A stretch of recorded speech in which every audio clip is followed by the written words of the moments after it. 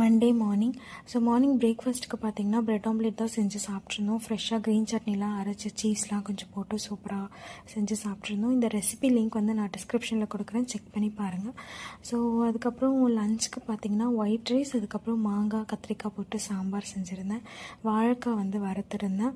வாழைக்காய் வந்து யூஸ்வலாக செய்யாத மாதிரி கொஞ்சமாக வந்து பொடி ஃப்ரெஷ்ஷாக அரைச்சி மேரினேட் பண்ணி செஞ்சுருந்தேன். டேஸ்ட் ரொம்பவே நல்லா இருந்துச்சு. அதுக்கப்புறம் பார்த்திங்கன்னா அவிச்ச முட்டை ஒன்று, கொஞ்சமாக ஊறுகாய், இதுதான் வச்சு லஞ்சு சூப்பராக சாப்பிட்ருந்தோம். ஈவினிங் வந்து டீ குடிக்கலை, அதுக்கு பதிலாக கொஞ்சமாக நட்ஸ் போட்டு ஸ்நாக்ஸ் மாதிரி சாப்பிட்டு முடிச்சிட்டோம். டின்னர் இன்றைக்கி ஒர்க் சீக்கிரமாக முடிச்சதுனால சரி டின்னர் போகலாம் வெளியே அப்படின்னு சொல்லிட்டு, எனக்கு ரோட்டு கடை ஃப்ரைட் ரைஸ் ரொம்ப பிடிக்கும். பட் அந்தளவுக்கு ஹெல்தி இல்லை தான், but once in a while is fine. So அதனால் இன்றைக்கி வந்து ஃப்ரைட் ரைஸ் சாப்பிட்டோம். நானும் ஹஸ்பண்டும் ஒன்று வாங்கி ஷேர் பண்ணி சாப்பிட்டுக்கிட்டோம்.